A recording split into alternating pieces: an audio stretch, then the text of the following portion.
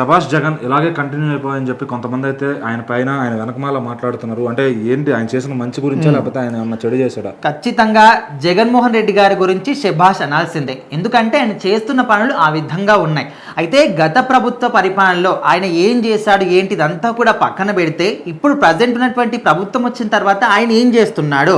ఒక ఎమ్మెల్యేగా ఉన్నారు, అసెంబ్లీకి రావట్లేదు, అండ్ మీరు ఎప్పుడు కూడా రాష్ట్రంలో ఉంటున్నారంటే అది కూడా లేదు. మీరు ఒక వారంలో 2 రోజులు ఇక్కడ ఉండి మిగతా రోజులన్నీ కూడా బెంగళూరులో ఉండడం, అక్కడ నుంచి అంతా కూడా మీరు ఇక్కడ చూసినట్టు చూడడం, స్క్రిప్ట్ రాసుకొని వచ్చి ఇక్కడ చదవడం, సో ఇదంతా కూడా చేస్తున్నాడు. అయితే ఇప్పుడు ఖచ్చితంగా ఆయన మంచి చేశాడా చెడు చేశాడా అంతా కూడా మనము దృష్టిలోకి తీసుకుంటే గత ప్రభుత్వ పరిపాలనలో అంటే వైసీపీ వాళ్ళ ప్రభుత్వం ఉన్నప్పుడు జనాలందరికీ కూడా సంక్షేమ పథకాల పేరిట అంటే వాళ్ళందరినీ కూడా సరే సంక్షేమ పథకాలు కూడా చాలా మంది కూడా మంచి చేశాయి, వాళ్ళందరూ కూడా వెల్నెస్గా ఉన్నారు. సో ఇప్పుడు ఆయన వెనకాల ఉన్న వాళ్ళందరూ కూడా సంక్షేమ పథకాలు వచ్చిన వాళ్ళే.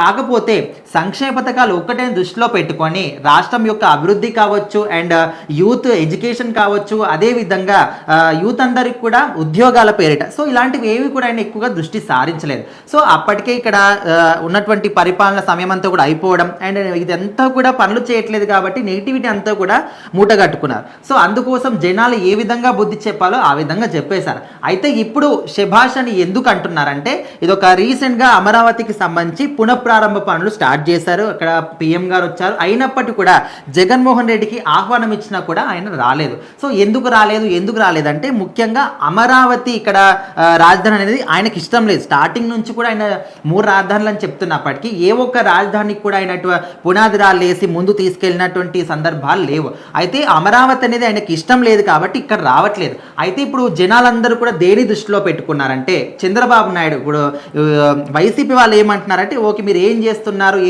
అంటున్నారు, కానీ చేస్తున్నంతా కూడా ప్రజలు కళ్ళకు కట్టినట్టు చూస్తూనే ఉన్నారు. మీకు గత ప్రభుత్వ పరిపాలనలో ఓన్లీ సంక్షేమ పథకాల పేరిటనే మీరు చూశారు తప్ప ఇప్పుడు సంక్షేమ పథకాలు కావచ్చు, రాష్ట్రం అభివృద్ధి కావచ్చు, అదేవిధంగా పరిశ్రమలు కావచ్చు, పోలవరం కావచ్చు, అదేవిధంగా అమరావతి కావచ్చు, ప్రతి ఒక్కటి కూడా వాళ్ళు తీసుకొస్తున్నారు. అండ్ ఒకే ఒకసారి వచ్చేసి మేము మీకు సంక్షేమ పథకాలను ఇచ్చేస్తున్నాం తర్వాత ఏమీ చేయమంటే కాదు. అండ్ వాళ్ళు ఏవేవైతే అన్నీ చెప్పారో ముఖ్యంగా మన రాష్ట్రానికి కావాల్సింది ఇప్పటి వరకు మన దేశం మొత్తం మీద కూడా రాజధాని లేని రాష్ట్రం ఏది కూడా లేదు. అయితే ఇప్పుడు మనకు కావాల్సింది ఏంటి? ముఖ్యంగా ఒక రాజధాని కావాలి. రాజధాని వస్తే మన రాష్ట్రం డెవలప్మెంట్ అవుతుంది.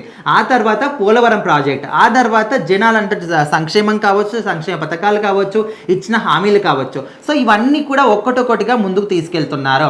అయితే జగన్మోహన్ రెడ్డికి ఏంటంటే చంద్రబాబు నాయుడు గారు చేసిన ఏ ఒక్క పని కూడా ఆయనకు నచ్చదు. కాబట్టి ఆయన చేసిన డెవలప్మెంట్ కూడా ఈయన నెగిటివ్గానే చేస్తున్నాడు. అయితే ఎప్పుడు కూడా ఇప్పుడు మీకు ప్రతిపక్ష హోదా లేకున్నా కూడా మీరు ఆ విధంగా అనుకోవాలి, ప్రజలు మీరు ఆ విధంగా చూడాలంటే ఇప్పుడు ఉన్నటువంటి గవర్నమెంట్ ఏవైతే పనులు చేస్తుందో అది కరెక్టా కాదా, మీరు ఇచ్చిన హామీలన్నీ కూడా నెరవేరుస్తున్నారా లేదని ముందుకు వచ్చి అసెంబ్లీకి వచ్చి మీరు ఒక వాయిస్ రైజ్ చేసి క్వశ్చన్ చేస్తే కదా మిమ్మల్ని ఒక ప్రతిపక్ష హోదా ఉన్నటువంటి నాయకుడిగా గుర్తిస్తారు.